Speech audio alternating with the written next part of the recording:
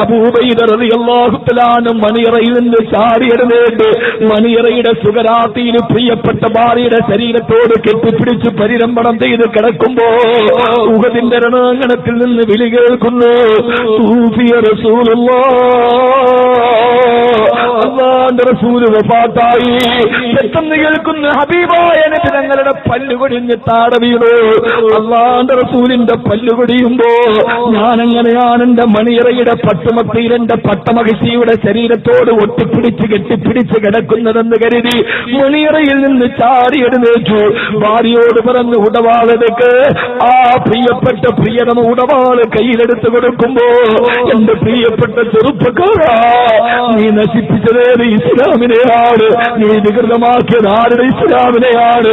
ഉടവാള് കൊണ്ട് കുതിരപ്പുറത്ത് ചാടി കയറിയിട്ട് ആദ്യരാത്രിയിൽ മണിയറയിൽ ആദ്യരാത്രിയിൽ കണ്ണീരൊലിപ്പിച്ചിട്ട് യാത്ര പറയുന്ന പെണ്ണിനോട് ഇൻഷാ അല്ലാഹ് ഇനി സ്വർഗത്തിൽ കാണാമെന്ന് പറഞ്ഞ് കുതിരപ്പുറത്ത് ചാടി എഴുന്നേറ്റിട്ട് ഉഹദിന്റെ രണാങ്കണത്തിൽ പോയി യുദ്ധം ചെയ്ത് 80 പ്രാവശ്യം വെട്ടുകളേറ്റ് ശരീരം 80 തുണ്ടമായി താടക്കടന്ന് ചിതറിത്തെറിക്കുമ്പോ ഉഹദിന്റെ യുദ്ധം കഴിഞ്ഞ് അല്ലാഹുവിന്റെ റസൂൽ ഷഹീദായ സഹാബത്തിന്റെ മയ്യത്തെടുക്കവേ തിരിച്ചറിയാൻ കഴിയാത്തൊരു മയ്യത്ത് കിടക്കുകയാ. അല്ലാഹുവിന്റെ റസൂൽ നോക്കിയപ്പോ അത് മറ്റാരുമല്ല, ബഹുമാനപ്പെട്ട ഹൻസല റളിയല്ലാഹു അൻഹു. അല്ലാഹുവിന്റെ റസൂലും മുട്ടുകുത്തിയിരുന്നിട്ട് പറഞ്ഞു പോയി, ഹൻസല, തലേ ദിവസം ഉഹദിന്റെ യുദ്ധത്തിന് വരട്ടെ നബിയേ എന്ന് ചോദിച്ചപ്പോ, വേണ്ട ഹൻസല, ഇന്ന് നിന്റെ കല്യാണം കഴിഞ്ഞിട്ട് ആദ്യ രാത്രിയല്ലേ എന്ന് പറഞ്ഞ് ഞാൻ നിന്നെ മടക്കി അയച്ചതല്ലേ ഹൻസല, പിന്നെന്തിനാണ് നീ ഇവിടേക്ക് വന്നതെന്ന് ചോദിച്ചു. അല്ലാഹുവിന്റെ റസൂൽ അതിനെ നിൽക്കുമ്പോ സഹാബത്തുകൾ മുഴുവനും ഹൻസലയുടെ പുനരുദ്ധരിച്ച ശരീരത്തിന് മുമ്പിൽ വന്ന് നിന്നിട്ട് ഹബീബായ നബി സല്ലല്ലാഹു അലൈഹി വസല്ലം പറഞ്ഞു, ഹൻസലയുടെ മയ്യത്തടക്കല്ലേ, ഹൻസലയുടെ മയ്യത്ത് കുളിപ്പിച്ചുകൊണ്ടിരിക്കുകയാ. യാ റസൂലല്ലാഹ്, യാ റസൂലല്ലാഹ്,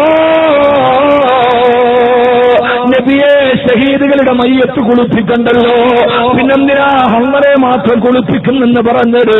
എന്റെ പ്രിയപ്പെട്ട സഹാബ, ഹൻസലയെ ആകാശലോകത്തിന് അല്ലാഹുവിന്റെ മലക്കുകൾ സ്വർഗത്തിൽ വെള്ളം കൊണ്ട് മയ്യത്ത് കുളിപ്പിക്കുകയാ. കാരണം ആദ്യരാത്രിയിൽ ഭാര്യയുമായി ശാരീരിക ബന്ധത്തിൽ ഏർപ്പെട്ട് കിടക്കുമ്പോഴാണ് ഹൻസല തന്റെ മണിയറ മെത്തയിൽ നിന്ന് വെളിയിലോട്ടിറങ്ങി വന്നത്. സഹാബ, ഹൻസല അശുദ്ധിക്കാരനായിരുന്നെന്ന് ഹബീബായ നബിയുനാ റസൂലുള്ളാഹ് സല്ലല്ലാഹു അലൈഹി വസല്ലമ കൊതിക്കണം.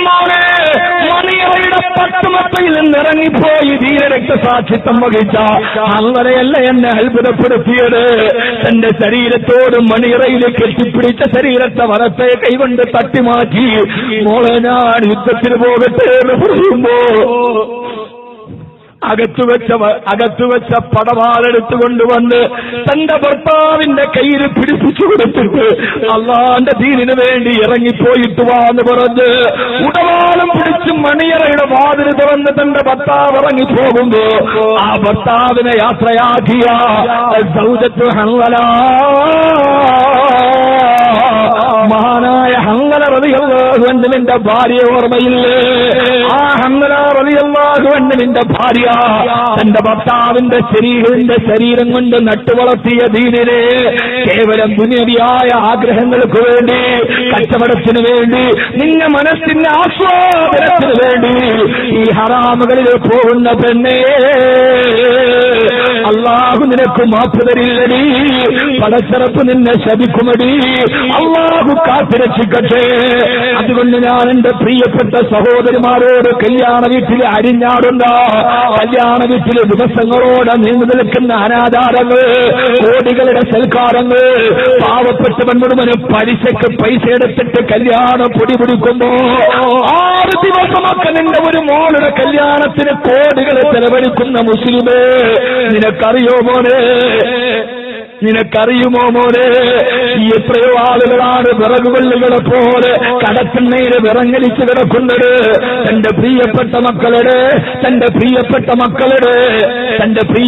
മക്കളുടെ കല്യാണം നടത്താൻ കഴിയാതെ എത്രയോ പാവപ്പെട്ടവരാണ് തങ്ങളുടെ കടത്തിണ്ണകളിലൂടെ നടന്നു പോകുന്നത്. അല്ലാഹു നമ്മളെ കാത്തുരക്ഷിക്കട്ടെ.